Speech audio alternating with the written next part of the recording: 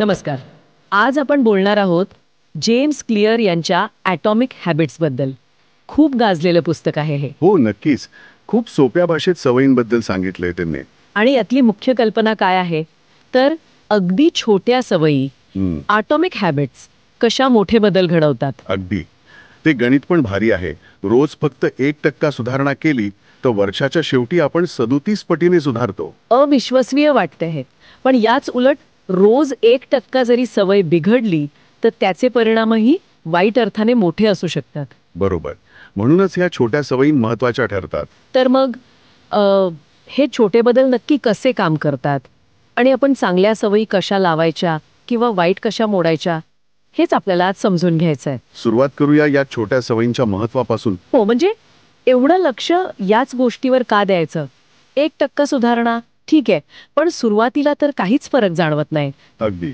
इथेच येते निराशेची दरी, म्हणजे व्हॅली ऑफ डिसअपॉइंटमेंट. आपण प्रयत्न करतो पण परिणाम दिसायला वेळ लागतो. आणि मग लोक सोडून देतात. बरोबर. कारण हे बदल चक्रवाढ व्याजासारखे आहेत. सुरुवातीला हळू पण नंतर खूप वेगाने वाढतात. संयम लागतो. आणि इथेच दुसरा महत्वाचा मुद्दा येतो, ध्येय विरुद्ध प्रणाली, गोल्स विरुद्ध सिस्टम्स. अच्छा, म्हणजे ध्येय म्हणजे आपल्याला काय मिळवायचंय ते, आणि प्रणाली म्हणजे तिथपर्यंत कसं पोचायचं, ती रोजची प्रोसेस. हो, क्लिअर म्हणतात की आपलं यश किंवा अपयश हे आपल्या ध्येयांमुळे नाही ठरत, तर प्रणालीमुळे. अगदी. प्रणालीमुळे.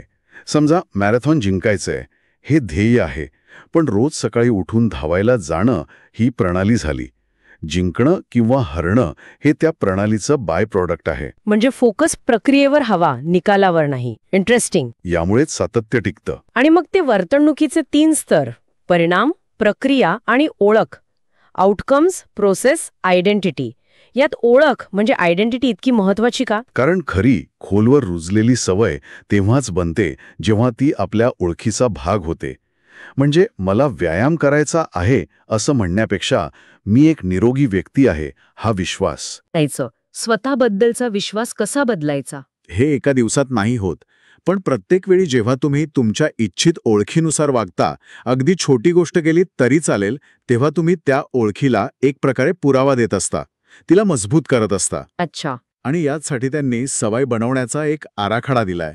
तो सवयींचा नैसर्गिक चक्रावर आधारित आहे. Cue, craving, response, reward. संकेत, तीव्र इच्छा, प्रतिसाद, बक्षीस. ओके. आणि यावर आधारित आहेत वर्तणूक बदलाचे 4 नियम. चांगले. तर चांगल्या सवयी लावण्यासाठी हे 4 नियम कसे वापरायचे? पहिला नियम, स्पष्ट करा. Make it obvious. म्हणजे सवयीचा जो संकेत आहे, जो क्यू आहे, तो अगदी सहज दिसला पाहिजे, लक्षात आला पाहिजे. त्यासाठी काही युक्त्या आहेत. हॅबिट स्कोर कार्ड वापरू शकता. आपल्या सध्याच्या सवयी लिहून काढायच्या. मग अंमलबजावणीचा इरादा म्हणजे इम्प्लिमेंटेशन इंटेन्शन. नक्की ठरवायचं, मी या वेळेला या ठिकाणी हे करेन. स्पेसिफिक. अगदी. आणि सवयींची जोडणी, हॅबिट स्टॅकिंग, म्हणजे एका सध्याच्या सवयीला नवीन सवय जोडायची. मी सकाळी कॉफी प्यायल्यावर 1 मिनिट ध्यान करेन. सोपं वाटतं हे. आणि हो, परिसराची रचना, एन्व्हायरमेंट डिझाईन. चांगल्या सवयीचे संकेत समोर ठेवा. फळं खायची सवय लावायची आहे तर फळं डायनिंग टेबलवर ठेवा, फ्रीजमध्ये नाही. बरोबर. दुसरा नियम, आकर्षक बनवा. Make it attractive. हे कसं? इथे टेम्पटेशन बंडलिंग वापरता येतं. जी गोष्ट करायला हवी आहे तिच्यासोबत आवडती गोष्ट जोडायची. म्हणजे व्यायाम करताना आवडतं गाणं ऐकणं, अगदी, किंवा पॉडकास्ट ऐकणं. आणि दुसरी गोष्ट म्हणजे योग्य लोकांच्या गटात सामील होणं. ज्यांच्या सवयी आपल्याला हव्या आहेत अशा लोकांमध्ये मिसळलं की सामाजिक प्रोत्साहन मिळतं. संगत महत्वाची. आणि दृष्टिकोन बदलणं. कठीण सवयीकडे करायला लागतंय म्हणून नाही, तर करायला मिळतंय या भावनेने पाहणं. सकारात्मकता. ठीक आहे. तिसरा नियम, सोपे करा. Make it easy. इथे मला वाटतं खूप लोक अडकतात. हो ना, सुरुवात करणंच अवघड वाटतं. म्हणूनच लॉ ऑफ लीस्ट एफर्ट, कमीत कमी श्रमाचा नियम. सवयीतले अडथळे कमी करायचे. कसे? 2 मिनिटांचा नियम वापरा. 2 मिनिट रूल. कोणतीही नवीन सवय अगदी छोटी 2 मिनिटात होईल इतकी सोपी ठेवायची सुरुवातीला. रोज पुस्तक वाचायचंय, ठरवा फक्त 1 पान वाचेन. फक्त 1 पान? हो. किंवा रोज धावायचंय, फक्त ठरवा की मी शूज घालेन. सुरुवात महत्वाची आहे. एकदा सुरुवात केली की पुढे करणं सोपं जातं. कृतीवर भर हवा, नुसत्या तयारीवर नाही. बरोबर आहे. आणि चौथा नियम, समाधानकारक बनवा. Make it satisfying. याचा काय अर्थ? आपल्या मेंदूला लगेच बक्षीस हवं असतं. चांगल्या सवयींचे फायदे लगेच दिसत नाहीत, ते उशिरा मिळतात. हां. त्यामुळे त्या सवयीला लगेच काहीतरी समाधानकारक जोडायला हवं. हॅबिट ट्रॅकर वापरणं हा एक मार्ग आहे. रोज सवय पूर्ण केल्यावर टिकमार्क करणं. अच्छा. ते बघून समाधान मिळतं? हो, ती स्ट्रीक, ती साखळी तुटू नये असं वाटतं. त्याने प्रेरणा मिळते. हे झालं चांगल्या सवयींसाठी.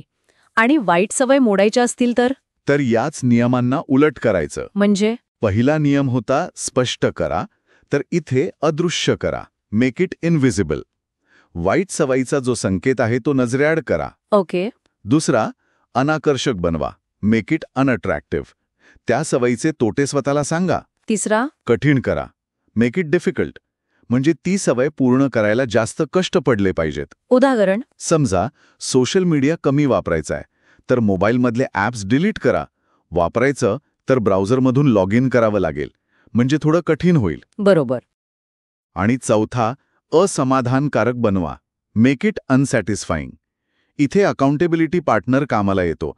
म्हणजे मित्राला सांगून ठेवायचं की मी ही सवय मोडली तर मला काहीतरी शिक्षा असेल किंवा हॅबिट कॉन्ट्रॅक्ट. म्हणजे बेसिकली या 4 नियमांनी आपण कोणतीही सवय लावू किंवा मोडू शकतो. हो. आणि ह्या सगळ्यात परिसर म्हणजे आपलं वातावरण खूप महत्वाचं आहे.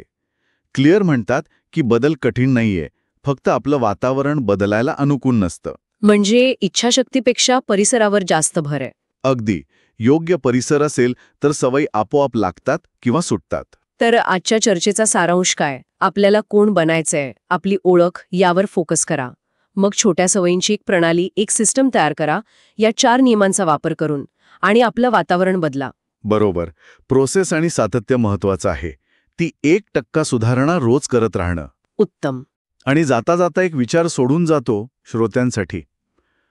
जर आपला परिसर, आपलं वातावरण आपल्या वर्तनावर इतका खोल परिणाम करत असेल, तर आपल्या रोजच्या कृती त्या खऱ्या अर्थाने आपल्या जाणीवपूर्वक केलेल्या निवडी असतात की आपण फक्त आपल्या आजूबाजूच्या जगाला नकळतपणे देत असलेला एक प्रतिसाद असतो. खरंच विचार करण्यासारखा प्रश्न आहे.